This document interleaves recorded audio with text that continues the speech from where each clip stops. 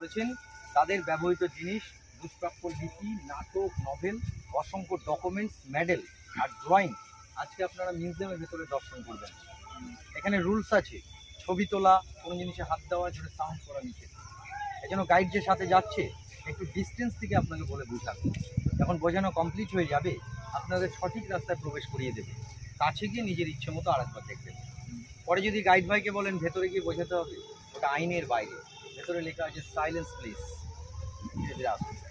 মধ্যে হাজারটি দুয়ার, আসল দুয়ার 900, নকল হচ্ছে 100। আস্তে আস্তে সব কিছুই করে দেবেন। ডুপ্লিকেট গেট হচ্ছে 100, অরিজিনাল ডুপ্লিকেট প্লাস 1000 গেট। এর জন্যই প্যালেসের নাম হাজার দুয়ারি, হাজারটি দুয়ার স্যার।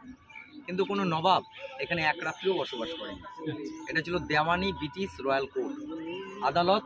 এখানে 3টে রাজ্যের বিচার হতো, বেঙ্গল, বিহার অ্যান্ড উড়িষ্যা। এটা ছিল রয়্যাল কোর্ট। ধীরে ধীরে আসুন। ভারতবর্ষের সময় ছিল 1829। হ্যালো, 16 কোনাতে 16খানা সোনার ইট রাখা আছে, যেটা নবাব মির্জাফরের তো নাম নিশ্চয়ই শুনেছেন। ওনার 5th জেনারেশন নবাব নাজিম হুমায়ুন জা একটা সিলভার কুর্নি হাতির দাঁত দিয়ে মোড়ানো, ওটা দিয়ে শিলান্যাস করলেন বিশিষ্ট ব্যক্তিবর্গের উপস্থিতিতে। সিলভার কুর্নিটি হাতির দাঁত দিয়ে মোড়ানো, মুর্শিদাবাদের সবথেকে প্রসিদ্ধ হাতির দাঁতের কারুকার্য। কুর্নিটিও ভেতরে রাখা আছে। সময় লাগলো 8 বছর নির্মাণ করতে। 1837 এটা কমপ্লিট হলো। খরচা হলো 16,50,000 স্বর্ণ মুদ্রা, নবাবী আমলে নির্মাণ করতে। যখন কমপ্লিট হলো তখন এখানে আসলেন রাজা রামমোহন রায়। আর হিন্দু সনাতন ধর্মের মধ্যে যে সতীদাহ প্রথা ছিল আইন, এই আইনটা এখান থেকে ক্লোজ করলেন। সতীদাহ প্রথা এই কোর্ট থেকে ক্লোজ হয়েছিল। ভারতবর্ষের গভর্নমেন্ট ছিল লর্ড উইলিয়াম বেন্টিং। সেই সময় প্যালেসটি নির্মাণ কে করলেন? মির্জাফরের 5th জেনারেশন, নাম ছিল নবাব নাজিম হুমায়ুন জা। ইনি প্রিন্স উপাধি পেয়েছিলেন ব্রিটিশদের কাছ থেকে। ইনি হচ্ছে হাজারদুয়ারির মালিক। প্যালেসটি দাঁড়িয়ে আছে 12 বিঘা জমির ওপর। এর উচ্চতা হচ্ছে 80 ফুট। প্যালেসের যে গ্রাউন্ড ফ্লোরটা দেখা যাচ্ছে এটা ছিল অফিসিয়ালি রেকর্ড রুম। ফার্স্ট ফ্লোরটাই হতো বিচার, আর সেকেন্ড ফ্লোরে থাকতেন ব্রিটিশ গভর্নর, যারা ইংল্যান্ড থেকে আসতেন, জেনারেল গভর্নমেন্ট, তাদের থাকা খাওয়ার সুব্যবস্থা। British guest house. এই 3টে পার্টে হাজারদুয়ারিকে ইউজ করা হতো। প্যালেসটির যে মধ্যস্থলে মডেলটা দেখা যায়, এটা Calcutta national library, Calcutta medical college, Serampore college, old university, England, British Buckingham Palace. দেখতে একই আর্কিটেকচার। ইংল্যান্ডে যে মিউজিয়াম আছে ব্রিটিশদের, ওটা হোয়াইট, এটা ইয়েলো। আর্কিটেকচার একই। এটাকে ইটালিয়ান ইঞ্জিনিয়ারিং বলা হয়। ইটালি থেকে ইঞ্জিনিয়ার এসেছিলেন ডেনিস কর্নেল, ডান পর। দেওয়ানি লাভ 1755 দেওয়া হবে, স্বাচ্ছন্দ্য দেওয়া হবে, বৃত্তি শুরু মাইনে দেওয়া হবে, কিন্তু পাওয়ার থাকবে ইস্ট ইন্ডিয়া কোম্পানির হাতে। আসতেন ঘোড়ায় চেপে। নবাব আসলে এই কামানগুলো আকাশের দিকে মুখ করে চার্জ করে তাদের গান স্যালুট জানানো হতো। এটা হিন্দিতে বলা হয় সালামি তোপ। একটা লেফট সাইড, একটা রাইট সাইড। স্মল ফাইটার গান, কোনো যুদ্ধে ব্যবহার হতো না। চাকাগুলো শাল কাঠের ছিল, ওগুলো নষ্ট হয়ে গেছে স্যার। ধীরে ধীরে চলে আসবে।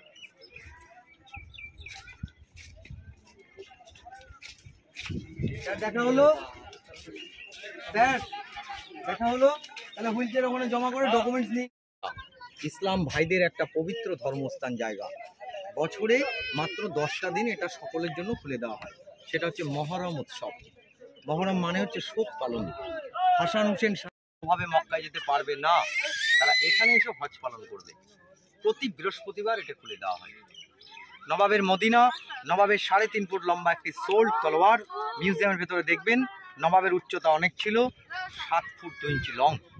নবাবের স্মল থেকে জানা যায় মুর্শিদাবাদে যত রেজিস্ট্রি অফিসের দলিলপত্রের কাজ আরবি, ফার্সি, উর্দু, ইংলিশে হতো। বাংলা হিন্দির প্রচলন কিছুটা কম ছিল। Royal court undertaking east India company, এই জন্য দুটো রয়্যাল লায়ন, ব্রিটিশদের রাজকীয় সিম্বল। নবাবদের ব্রিটিশদের অধীনে এখানে বিচার করতে হতো। ভারতবর্ষে চলছিল দ্বৈত শাসন। ঋষি বঙ্কিমচন্দ্র চট্টোপাধ্যায়ের আনন্দমঠ গ্রন্থে এর ইতিহাস লেখা আছে স্যার।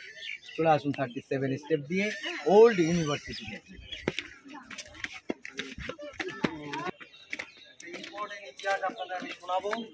এই ভাগীরথী নদীর তটের ওপারে যে অসংখ্য ছোট ছোট বৃক্ষগুলো দেখা যাচ্ছে একদম অদূরে, ওখানে পৌঁছালে পাওয়া যায় নবাব সিরাজদৌল্লার প্যালেসের ধ্বংস অবশেষ। প্যালেস অরিজিনালটা ওখানেই ছিল, নাম ছিল হীরা ঝিল। মূল্যবান সোনা, চাঁদি, হিরে মুক্ত জেহরাত আর কোষ্টি পাথর দিয়ে নির্মাণ ছিল। নবাব ওখানেই তার পরিবারকে নিয়ে থাকতেন। কিন্তু পলাশীর প্রান্তরে নবাব জানতে পারলেন তিনি পরাজিত হচ্ছেন। তার সঙ্গে বিশ্বাসঘাতকতা করেছিল নিজেরই মাসি ঘসিটি বেগম, রায় দুর্লভ, জগৎ শেঠ, উমিচাঁদ, ফতেচাঁদ আর নিজের বিশ্বস্ত সেনাপতি নাম ছিল মির্জাফর।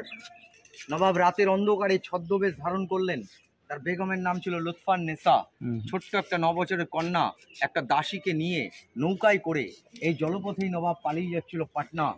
কিন্তু নবাবের পরনে ছিল সোনার নাগরা জুতো। তখন একটা কারফিউ হলো যে নবাবকে যে ধরিয়ে দিতে পারবে ব্রিটিশ তাকে বিপুল আকারে অর্থ দেবে। নৌকার মাঝি দানেশ ফকির বলে এক ব্যক্তি নবাবের জুতো দেখে শনাক্ত করেছিলেন যে ইনি হচ্ছে নবাব। নবাবকে বন্দি রাখা হয়েছিল মির্জাফরের বাড়ি 7 দিন। ওটাকে বলা হয় নিমখরাম দেউড়ি। মিরনের আদেশে মোহাম্মদী বেগ, নবাবের বিশ্বস্ত বডিগার্ড, এই খঞ্জরটি দিয়ে নবাবকে নৃশংসভাবে অর্থের লোভে হত্যা করলেন। আজকে খঞ্জরটা প্রথম দেখবেন যেটা দিয়ে নবাবকে হত্যা করা হয়েছিল। ওটা ধ্বংস করে দেয় লর্ড ক্লাইভ দেওয়ানি লাভের পর। কিছুটা নদী গর্ভে রয়েছে। যত ধনসম্পত্তি ছিল সব ব্রিটিশরা ইংল্যান্ডে পাচার করেছিল বিনা বাধায়। ইস্ট ইন্ডিয়া কোম্পানি এত ধনসম্পত্তি কোনোদিন চোখে দেখেনি যা মুর্শিদাবাদ থেকে লুট করেছিল। এখন একটিমাত্র উপন্যাস রয়েছে, হীরা ঝিলের কান্না। টোটালটাই ধ্বংস অবশেষ। তাড়াহুড়ো করে 900 গেট। এখানে একটু ওয়েট করুন স্যার, গাইড একটু আপনাকে বলে বুঝিয়ে দিই, তারপর ভেতরে নিয়ে যাবে।